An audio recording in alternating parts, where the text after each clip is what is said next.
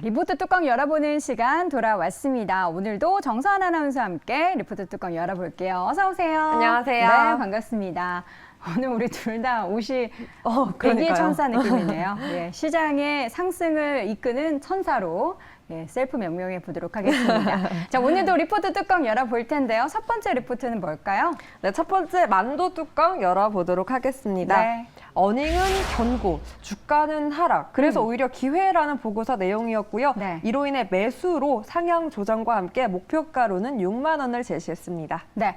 자, 첫 번째 종목은 만도고요. 이 주가가 하락한 것에 따른 기회다라고 하는데 오늘장 주가 일단 반등을 하고 있습니다. 현재 주가 보도록 하겠습니다. 자, 현재 만도의 주가는 상승 흐름 계속해서 유지하고 있고요. 3.95% 오른 46,100원 기록하고 있습니다. 실적부터 볼까요? 네, 일단 자동차 부품 업체입니다. 이 보고서에 따르면 3분기 이 매출액과 영업이익 모두 이 부분에서 성장을 보일 것이다라고 예상을 했는데요. 일단 지역별 매출 비중 그래프 통해서 체크해 보도록 하겠습니다. 네, 그래프 통해서 살펴보면 중국 매출이 22%고요. 북미발 23%, 네, 국내에서 40%의 퍼센트에이지를 차지하고 있습니다. 네, 여기서 중국 매출은요. 3분기 역성장이 예측된다고 합니다. 그럼에도 3분기 호실적을 예상할 수 있었던 건 이 최대 수준 매출인 4,532억 원까지 기대치가 나왔는데요. 바로 중국을 제외한 다른 지역의 경우에는 이 반도체 공급 차질 해소가 본격화되면서 전년 동기 대비 외형 성장세가 나타나고 있기 때문이다라는 게 그 이유였습니다.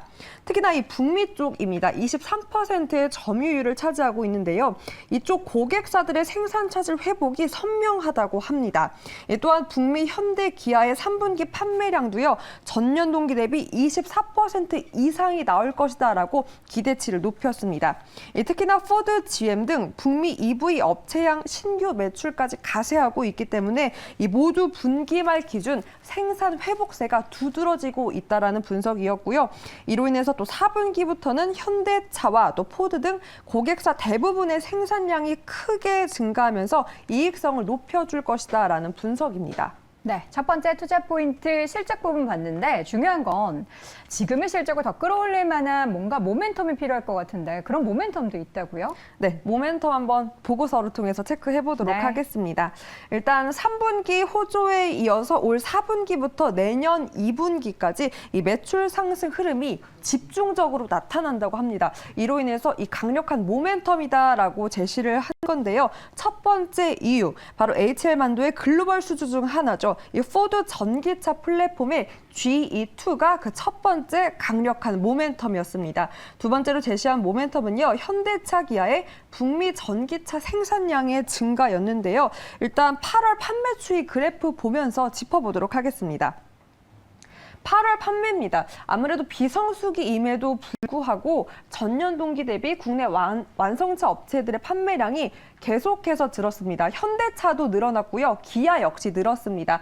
그 밖에도 GM, 쌍용차, 르노, 삼성 모두 증가세를 보이며 네, 전년 동기 대비해서 큰 폭의 성장을 보였는데요. 비수기에도 이런 성적을 거둬냈다라는 게 포인트였습니다. 아무래도 이렇게 판매량이 늘었다는 건 생산량을 더 늘릴 수 있는 가능성까지 높일 수 있었는데요. 이로 인해 그 강력한 모멘텀을 생산량 증가로 이유를 뒀고요. 또한 글로벌 전기차 업체의 텍사스 공상 램프업 등 이 강력한 모멘텀을 두세 가지를 제시를 했습니다. 네. 여기서 중요한 부분을 꼽았던 건 외형 기여도가 높은 글로벌 전기차 업체양 매출액이 올해 140만 대에서 내년 200만 대를 반영해서 약 1조 원에 도달하는 실적 성장을 볼 수 있을 것이다라고 의견을 덧붙였습니다. 네, 앞으로의 뭔가 기대감이 굉장히 많은 그런 기업이 만도인데요. 주가 차트의 움직임은 어떨지 앞서서 주가가 좀 많이 하락했다라는 걸 리포트 내용 이 제목을 통해서 확인해 보셨을 겁니다. 예, 많이 하락했습니다. 지금 보면은 이 만도의 주가는 올해 내내 좀 높은 박스권 구간의 움직임들을 보이고 있습니다. 4만 원대 초반과 그리고 6만 원대 조금 안 되는 5만 원대 후반의 가격대에서 계속해서 박스권 등락을 보이고 있는 상황 속에서 목표 주가가 6만 원이다라고 하는 건 박스권 상단을 조금을 넘어서는 그러한 기대감을 갖고 있다라고 하는데요. 최근에 또 시장 하락하면서 단기적으로 많은 음봉들이 출현을 했고 주가는 4만 원대까지 하락했기 때문에 오히려 지금 시점에서 매수할 수 있는 매력적인 가격대다라는 관점을 제시한 것 같은데요. 앞으로 또 얼마나 주가가 빠르게 박스권 상단을 뚫고 올라가게 되는지 함께 지켜보도록 하겠습니다. 첫 번째 종목 만도 열어봤고요. 두 번째 리포트 뚜껑 열어보겠습니다. 네, 수급 동향에서 최근 기관이 사들였던 곳입니다. 뭐죠? 바로 호텔 신라 뚜껑 열어보도록 하겠습니다. 네. 제목도 좋았습니다. 슬픔은 이제 안녕이라는 제목으로 나왔고요. 이로 인해 목표가로 9만 원을 제시했습니다. 네, 그동안의 슬픔 정말. 근데 우리나라 호텔 기업들 보면은 코로나 때 오히려 굉장히 좋았잖아요. 물론 면세가 안 좋아서 그쵸, 그 부분이었습니다. 영향을 미쳤지만 호텔은 요즘에 가격이 엄청 많이 올라갔다고 너무 합니다. 비싸요. 호캉스 못해요. 자, 그렇다면 주가는 얼마나 오늘 오르고 있는지 보도록 하죠. 호텔신라 0.68% 다소 좀 미미한 반등이죠. 73,600원 기록이 되고 있는데요. 자, 포인트 하나씩 보도록 할게요. 네, 호텔 신라는 2020년 이후 코로나19로 인해 영업 실적이 정말 심각한 타격을 받았습니다. 이렇게 계속된 주가 하락에 소위 모텔 신라부터 여인수까지 큰 놀림을 받았는데요. 네. 일단 그래프 통해서 보면 더 체감할 수 있었습니다. 급격하게 코로나 시기에 이렇게 매출액과 영업이익률이 저하했고요. 꺾였죠. 수익성 추이도 마찬가지였습니다. 아예 그래프 바닥, 저점을 낮췄습니다. 하지만 다행인 건 계속해서 2분기 이후 내년까지 좀 추가적인 상승세까지 엿보일 수 있었는데요. 일단 아까 앵커도 짚어준 그 면세점의 더딘 회복이 문제였습니다. 지난해부터 시작된 실적 턴어라운드도 올해 상반기까지 다소 주춤하는 모습을 보였는데요. 하지만 이 일상 회복이 코로나 전 수준으로 회복세를 보이면서 이렇게 하반기 실적 모멘텀도 개선될 전망입니다. 다만 보고서에 따르면요, 중국 단체 관광객 위주의 영업에 경쟁 심화, 또 수수료 부담까지 있어서 영업이익률은 전년 동기 대비 다소 약화될 전망이라고 하는데요. 하지만 호텔 레저 부분이 이를 덜어줄 것이다라는 전망까지 함께 나왔습니다. 두 번째 그래프 투숙률 보겠습니다. 투숙률 그래프에서 저는 도대체 인플레 우려를 찾아볼 수 없었습니다. 그쵸. 네, 견조한 흐름을 보였고요. 특히나 이 회색 제일 왼쪽 그래프가 서울 호텔 그리고 두 번째가 제주 호텔이고 제주. 빨강색이 신라 스테이입니다. 네. 그러니까 두 서울과 제주에 비해서 어떻게 보면 가격이 저렴한 접근이 쉬운 신라 스테이가 이렇게 선방을 해주면서 투숙률을 견조한 흐름을 이끌어갈 수 있었는데요. 이로 인해서 호텔 레저 부분이 전분기에 이어 호조세를 보일 것이다라는 분석을 나올 수 있었습니다. 네, 제주도가 굉장히 높네요. 네, 맞습니다. 계속해서 제주도 여행을 사실 국내에서 많이 가면서 그 제주도에 가면은 그 수영장도 있고 거기 가면 짬뽕을 꼭 먹어야 된다고 하죠. 짬뽕 가격이 맛집입니다. 거의 한 5만 원 가까이 한다고요? 맞습니다. 네, 네. 고민해 보도록 오징어 하겠고요. 개수 세면서 먹어야 됩니다. 예, 고민해 보도록 국물까지 먹어야겠네요. 고민해 보도록 하겠습니다. 자, 그럼 주가 차트를 볼 텐데 사실 이 종목도 네. 주가 차트를 보기 전에 두 번째 포인트 봐야죠. 짬뽕이 너무 예, 죄송합니다. 너무 이입하셨나 네. 봅니다. 네, 짬뽕 보기 전에 3분기 넘어서 향후 모멘텀 한번 짚어보겠습니다. 네, 점진적 실적 개선이 가능하다라고 제시를 했는데요. 그중 하나로 제시한 게 바로 면세점이었습니다. 하지만 본격적인 회복은 다소 시간이 걸릴 것이다라는 전망입니다. 이는 소위 큰 손인 중국 관광객의 부재인데요. 이 4분기에는 물론 이 중국을 제외한 다수의 국가들이 하늘문, 빗장을 열고 있기 때문에 이 해외여행 수요가 크게 증가할 것이고 면세점 업황 회복에도 긍정적입니다.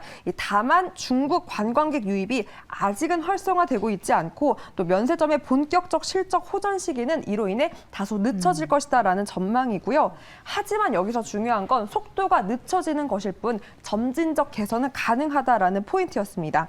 특히나 호텔 레저 부분도 그 개선세가 4분기에도 지속된다라고 봤고요. 이 속도를 높이기 위해서 무엇보다 호텔 신라 열일하고 있습니다. 어떤 일 하는지 제가 사진으로 한번 준비를 해봤는데요. 네. 일단 신라스테이에서는요, 이 호캉스족이 늘어나는 것을 대비해서 온열 신라스테이 시즌5라는 패키지를 출시했습니다. 보다 저렴한 가격과 또 서비스를 높이는 패키지를 출시를 했고요. 두 번째로는 이제는 강릉에서도 호텔 신라 볼 수 있을 것 같습니다. 바다뷰. 네, 맞습니다. 정확한 시기와 구체적 계획은 금액은 아직은 나와 있지 않지만 보고서에서 이 조감도를 확인할 수 있었고요. 바다 전망까지 함께 한다면 국내에서도 큰 매출 상승 볼 수 있을 것이다라는 전망입니다. 네. 짬뽕에 정신 팔려서 주가 차트를 빨리 보고 싶었는데요. 바로 보도록 하겠습니다.